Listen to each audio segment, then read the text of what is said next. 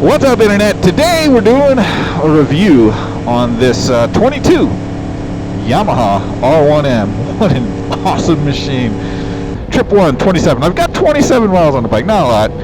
But today we're going to go for a long ride. I'm going to start with this TFT display. My phone's kind of in the way. Let me see if I can quad lock this. Oh boy. Oh no. Oh, are we there? We're there. So, this is the first R1 I've ridden. First time seeing the LCD screen, like, in person. And it's really cool. I like it. And I've always liked it. But I thought, you know, they were potentially the best LCD screen out there.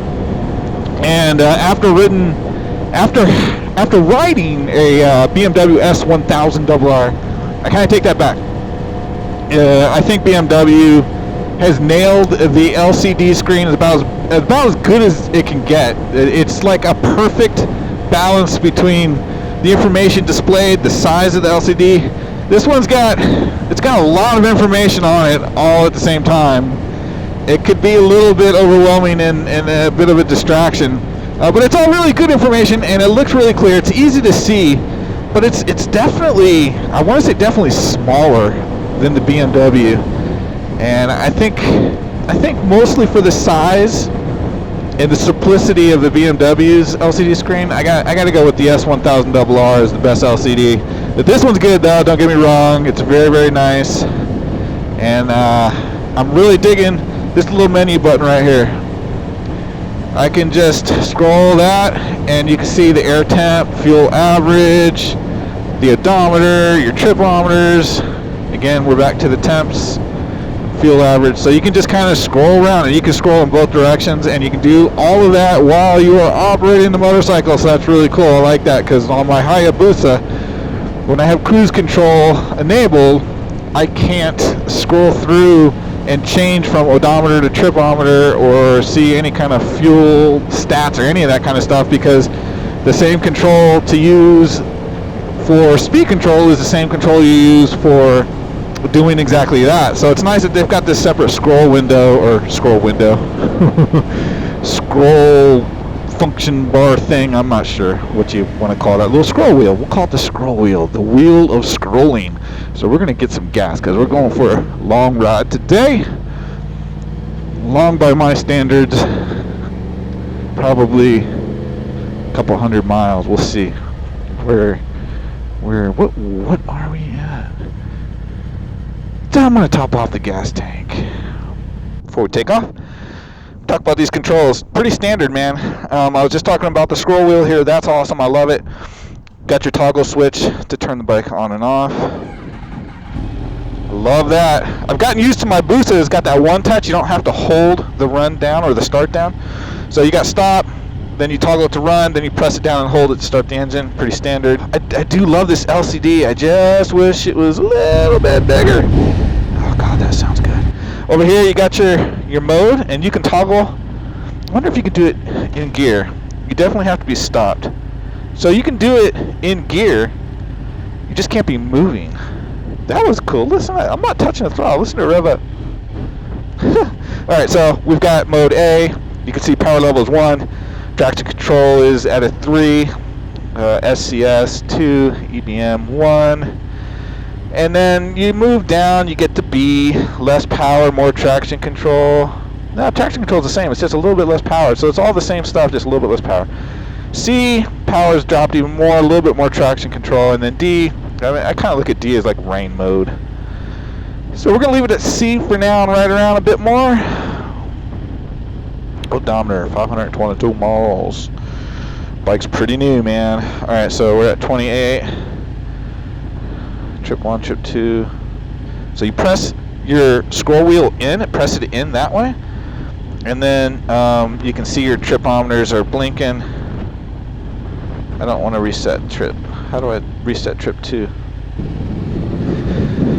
So we talked about the controls, touched on our power modes. We're in mode C right now. We're just going to kind of cruise around in the city on our way to get up to the mountains.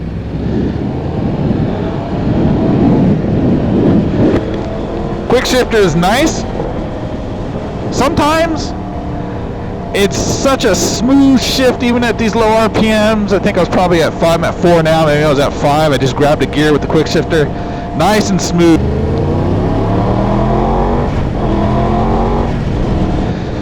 So if you're not familiar with Yamaha's cross-plane crankshaft and firing order, you should be ashamed of yourself. I think it's a legend, man. When they came out with this engine, I think 2015.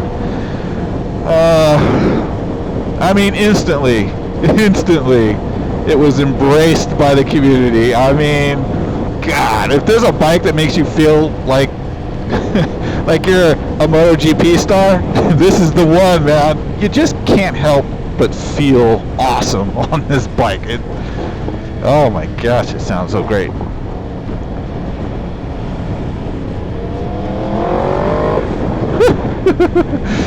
You know, when you're kind of like lugging around town, when you first like take off, if you end up lugging a little bit, people are gonna like hail on me for this next comment, but it doesn't feel like an inline 4. It feels like a V-twin. It feels like, I don't know how to describe it. If you've ever ridden like a Panigale V2 and you've kind of, you know, lugged it as you're just getting used to the clutch and the power band and everything and just kind of figuring out what RPM to take off at, just, you know, in a normal street riding scenario, you know, sometimes you can kind of lug a little bit and you can kind of feel those pistons, big bore pistons kind of chugging a little bit. This bike feels a little bit like that. It's weird. It's the most, because you know it's an inline 4 and it doesn't sound or feel anything like that. It really is just a completely different experience. Once you get going though, it's nice and smooth like you would expect from any well-balanced inline 4, but that initial like inertia, it just feels different. You're kind of like, what am I riding, you know? But you can certainly ride this thing around at low RPMs in the city like I am right now. It's not really complaining too much. I think for sure if this was my bike, I would absolutely put lower gearing on it. Now you're gonna lose top end, as you know, most people probably realize. You go with a lower gearing, you're going to lose speed on the top end, but my God, these are like 180, 90, 200 mile per hour motorcycles. Heaven forbid you lose 10 or 15 miles per hour on the top end. What you gain for somebody who's going to be doing maybe, you know, canyon carbon on the weekends and riding during the week in the city, what you gain is a much more functional motorcycle. This bike, I mean, just if you were like in that stop and go, which right now for me is not that bad, I think you'd get tired of it really quickly. You just gotta slip the clutch and get her going, and I think part of that is the gearing. The final gearing is pretty tall, and lower gearing would just make the bike more enjoyable in those situations. And like, so what if you can only go 180 instead of 190 or whatever? I don't like roll race, not like some top speed junkie or anything like that. I'd rather hit slower canyons than like really high speed. I gotta have mirrors, man. Mirrors are important, and I understand why from an aesthetic perspective people go with things like stealth mirrors, but I have yet to find bar-in mirrors or stealth mirrors that look cool and function. So it's kind of like you either take your mirrors off and just go 100% for the aesthetic and just fuck whatever's behind you, or stock mirrors are hard to beat, man. There's just nothing functioning better than the stock mirrors. And these mirrors, they're almost exactly like the mirrors on my ZX-10, which I love. So naturally, these mirrors are really, really good. So for those of you that want an R1 and you're gonna ride on the street and you need your mirrors so you can see what the hell the dumbass people are doing behind you, the R1's got great mirrors. Yeah, they're integrated. So that's cool. Definitely a fan of these mirrors. Love this LCD screen. These controls, the layout, super nice. Turn signal, lap counter, or high beam flasher. You got your mode selectors. You got your horn. This is cool. You got four-way hazards. So that's nice.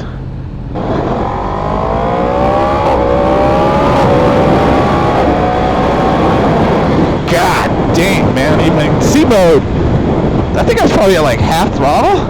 C mode, half throttle. It's nice. It's not bad. You can have fun.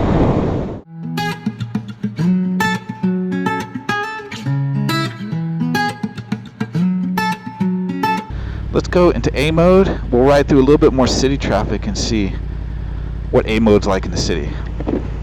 Oh my God, listen to it rev. I didn't like open the throttle any more than I normally do. Whew. All right. Turn off my control. Oh my gosh. Yeah, it's just, the bike just keeps doing this. I can't. It's difficult. I mean, I guess maybe it's something you get used to, but it's difficult just to keep it kind of at a constant speed. Going, what are we, 30 miles per hour right here? And I'll say it like this. What's painfully obvious between C and A is in C mode, the throttle plates are not opening as you twist the throttle at the same rate or the same amount as they are in A. Like, you can twist the throttle in C mode, and there's no way those plates are opening as much or as quickly as they are in A. I feel like A mode is like a direct connection, man. It's like right there, I just can't keep this thing just chill, you know, just calm down. We'll get back on the highway in a second. It's just super twitchy. It's super twitchy. And I think I'd have to ride this more, but my initial feeling is that if this was my bike in the city, this could be the first bike where I actually ride around in a mode lower than 100%. Give me freaking everything. All right, I've had enough of this. Well, yeah, no, I've had enough of this. Let's get back on the highway. Yeah, like my Busa, I'm at 100% power all the time. Traction control off or very low. Same with my ZX-10. But those bikes are not as hard to control.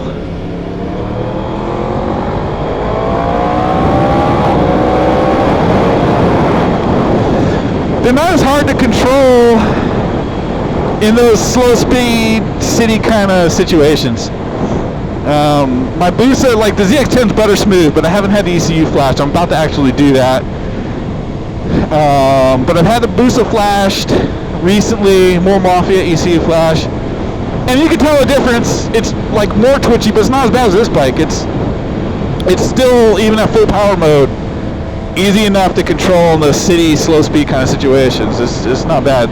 This bike, man, A mode, like right now A mode's fine, but in that slow stop and go city kind of situation, A mode kind of sucks, man. I mean, I want the power, but it's really hard. The throttle is just super sensitive. Sometimes the cops like to sit back in there, let you pass by, and they pull up behind you.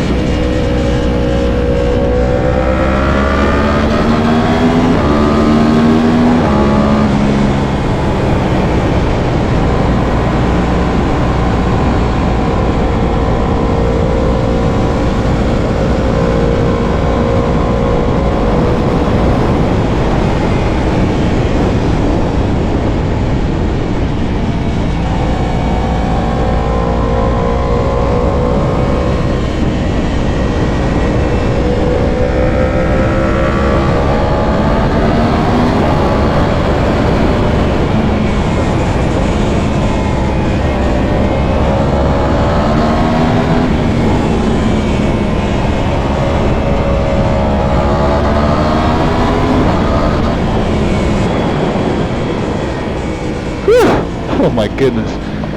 I use the quick shifter 100% exclusively through that little section of road. No clutch whatsoever. Downshifting, upshifting. It was beautiful. Absolutely beautiful.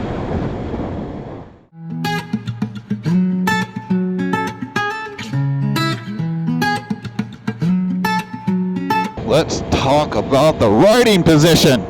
I mean, it's a sport bike, so you know what that means. I want to say that this is probably the most aggressive seating position I've been in on a sport bike. Not that any of them are known for their comfort, that's not the point. But this one definitely feels like I'm a little hunched over. The screen is damn near in my face. It's a track bike with a license plate. I mean, they all kind of are. I think mostly I don't think it's the pegs. They feel kind of, for a sport bike, neutral. I want to say I just feel a little bit more hunched over, like the handlebars are just a little bit farther away from me than, say, on my ZX-10, which I ride a lot. Thinking out of all those bikes, for sport bikes, the most comfortable and the one with the most amenities, it's got to be the BMW. I'll say it like this, I think out of all those bikes that I've had the distinct pleasure to ride and own a few of them,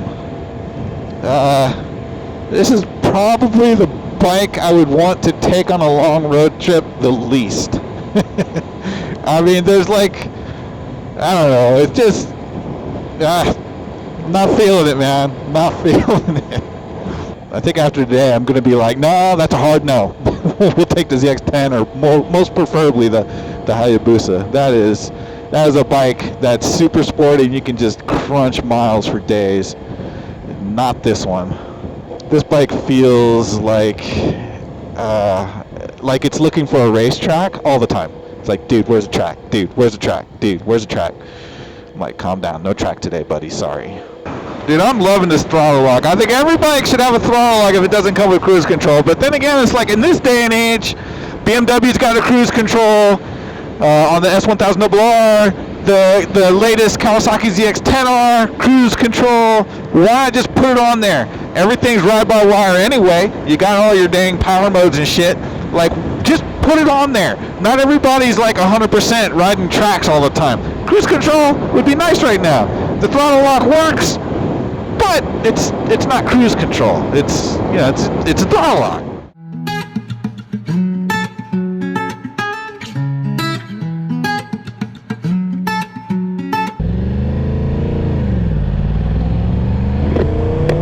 Motorcycles, use extreme caution.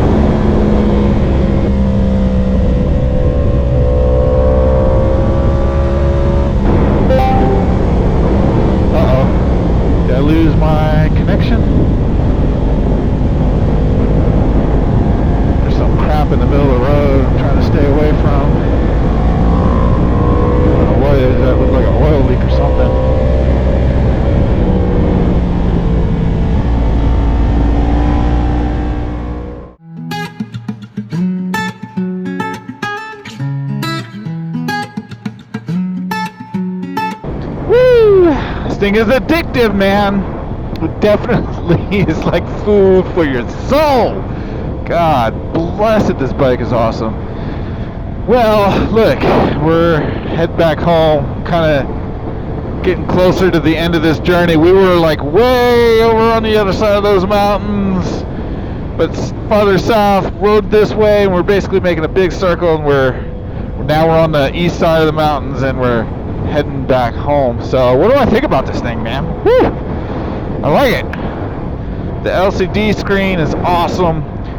The controls are pretty standard and easy to use. Suspension feels great. I didn't really talk much about it. Haven't really looked into how to tune the suspension, because obviously the R1M does have this fancy electronic suspension. Talked about the power modes. This could be this could be the first bike I would not ride in A mode all the time. It's just that raw, man. This bike, that's the best way I can describe this bike. Is there's nothing refined about it, man. It's a beast, and it's like in A mode, man, it just wants to go to the track. That's all I can say. So it's like, I think around town and city riding, I probably wouldn't use A mode. It kills me to say that, but I don't think I would. It's just too twitchy and responsive, and yeah, I don't know, you know. C is pretty good. I didn't really spend a lot of time in V mode. There's plenty of fun to be had in C mode, and it's a lot more easier and user-friendly in that stop-and-go city traffic. I didn't really talk about the aesthetics too much. I've always kind of felt like the front of the R1, to me, is the best-looking front end on a sport bike out there. Just period, hands down. Brakes are good. Nothing to write home about. I'm pretty sure my ZX-10's got better brakes. Now, it does have upgraded Cormoto brake lines, and it doesn't have ABS, so I have two lines running directly from the master cylinder, one of the left caliper, one of the right caliper. There's no lines running back to an ABS pump, or no opportunity for air to enter the system anywhere and just kind of give it a mushy feeling. And not that this lever has a mushy feeling. It's pretty solid. It just, I don't know, we got enough miles on this thing. I would expect the brakes to be bedded in pretty good at this point, but just not super impressive. They're not bad, they're just not impressive. Power is good, man. This cross-plane fire and order and crankshaft is just fast and torquey. And the sound, the sound, look, I'll put it to you like this. I might have said this earlier, but there's no bike out there that make you feel like a rock star more than an R1. That's just the way it is. But as far as like comfort, I'm kind of like, I don't know, I feel like I'm hunched over more than I am even on my ZX-10. But I also don't have as much vibration in the handlebars. Like, my hand doesn't go numb as quickly or as often as it does on my ZX-10. So it's like, I think peg placement's about the same. My knees feel like they're about the same bend. But I just feel like I'm just way more hunched over. Maybe it's the fact that I got a backpack on today. I don't normally ride with a backpack, and even when I go with on a long ride or a road trip or something like that, I always bungee my backpack down to my luggage. And so maybe it's the backpack. I'm not sure, but oh my god, do I want one of these? Yeah, I'm pretty sure I would make room in my garage permanently for an R1. Wouldn't road trip it, not as long as I have other bikes. That's a big ask in my opinion. This bike just, it's, like I said earlier, it's raw, man. It's just raw. I don't know that Yamaha should do anything about that. Like, maybe they shouldn't try and refine this bike and just leave it like the raw beast that it is, because this would be like, if I was doing track days, I think this is the bike I'd want. Hands down, I'd want this bike for track days. Quick shifter is pretty awesome. We went through a couple of canyons and I didn't even touch the clutch. Upshifts, downshifts, it was pretty flawless. When I first started riding through the city, I felt like sometimes it was really good, and then other times it was kind of clunky. But when I was riding through those couple little canyons, man, it was, every shift up and down was perfect.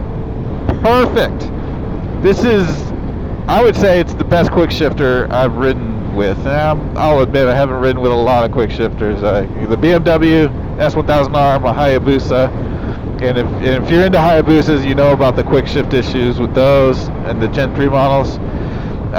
This quick shifter is awesome, dude. It is awesome. The seat, you know, I mean, it's a crotch rocket, but it's like this particular one has an upgraded saddleman seat, so I feel like it should feel better to my ass than it does. But you know, I mean, the reality is, crotch rockets seats are really just like battery covers that you sit on. They're not really comfortable at all. Even the nice upgraded Saddlemans, they're, you know, it's a crotch rocket. What are you gonna do, man?